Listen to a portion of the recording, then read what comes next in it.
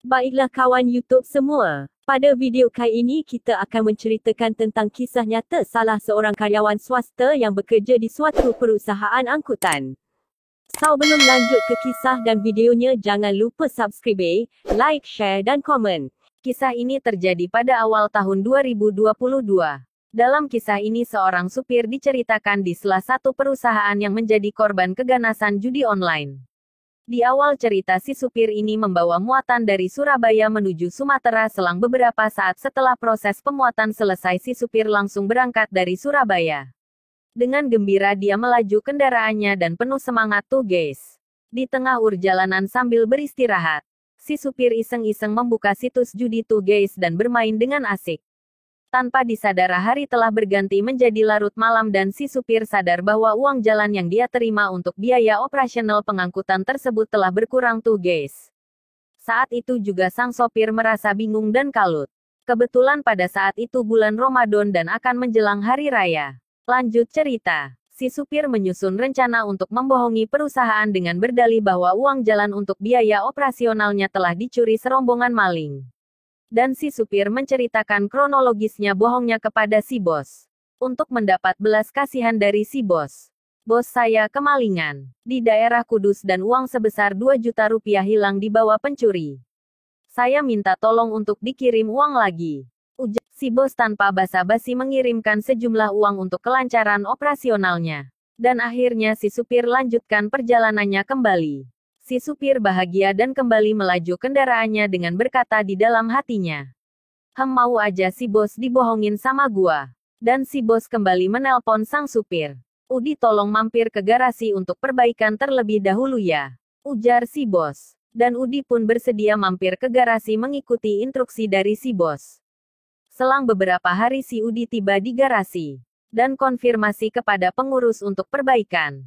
Sementara kendaraannya diperbaiki, si sopir atau Udi beristirahat di mes yang tersedia. Sementara beristirahat sambil berbaring, si Udi mulai mendengar bisikan-bisikan iblis jahanam. Dia kembali menyusun strategi busuknya. Dan terngianglah di benaknya untuk mengambil jaminan yang diberikan kepada perusahaan pada saat dia melamar pekerjaan.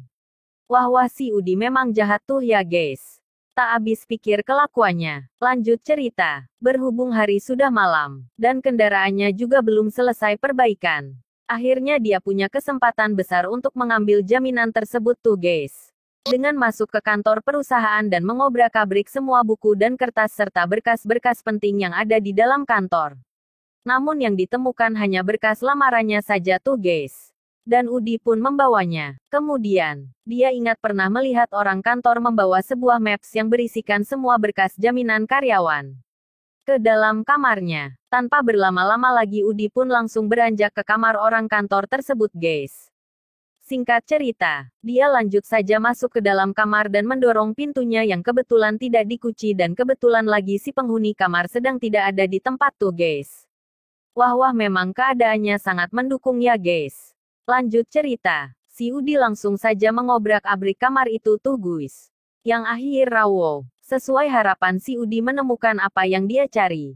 Dan dia pun langsung mengambil. Setelah berhasil mencari barang yang ia maksud, Udi pun segera bergegas meninggalkan kamar tersebut. Dan kembali berbaring di mes untuk beristirahat. Meskipun pikiran dan hatinya gelisah, si Udi berusaha tenang untuk menyembunyikannya. Tibalah keesokan harinya. Udi menerima konfirmasi dari mekanik bahwa kendaraannya telah selesai diperbaiki tuh guys. Dan siap untuk melanjutkan perjalanan. Dan Udi pun berkata, saya minta ban luar satu untuk ban serep, ujarnya kepada mekanik. Dan mekanik pun mengambilkannya ban serep yang kira-kira sekitar 50%-an dari barunya.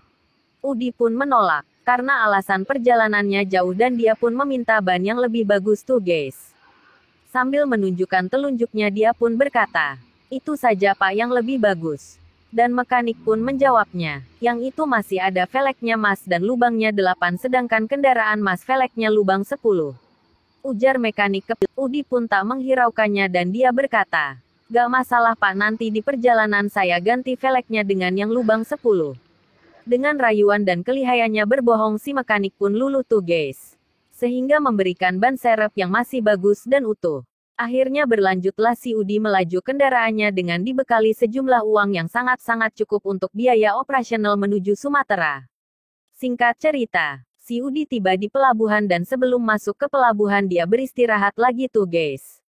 Sambil beristirahat dia pun masih penasaran dengan kekalahan yang dia alami dan Udi pun balas dendam berjudi dengan harapan di dalam benaknya agar uang yang sebelumnya dia habiskan bisa kembali dan beranak pinak.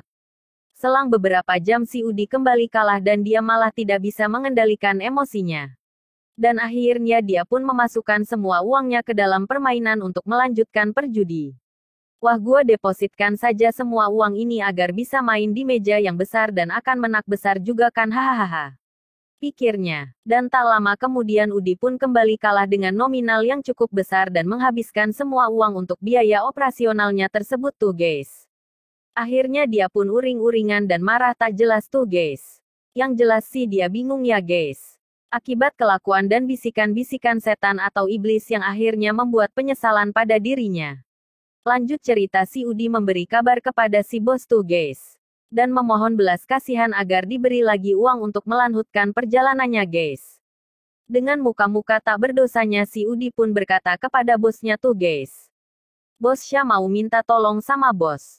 Si bos Oun menjawab sambil berkata dalam hatinya.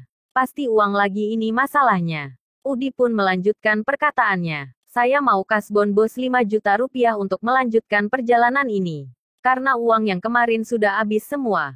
Apa? Si bos menjawab dengan nada tinggi. Kamu pakai untuk apa uang sebanyak itu kok bisa habis?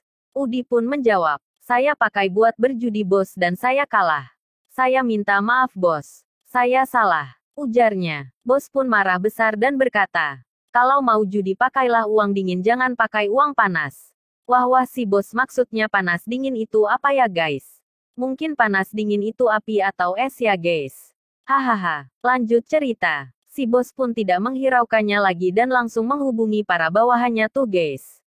Dengan hasil perundingan si Udi pun diberikan toleransi oleh si bos. Dengan jaminan kawannya si Udi. Akhirnya ditransferlah sejumlah uang kepada si Udi pada keesokan harinya. Udi pun kembali semangat. Dan berulah lagi tuh guys. Uang yang baru saja dia terima bukannya dia pergunakan untuk melanjutkan perjalanan. Malah dia pergunakan untuk berjudi lagi. Ya ampiun Udi gak sadar-sadar ternyata Udi ini. Hingga pada akhirnya uang pun kembali kandas.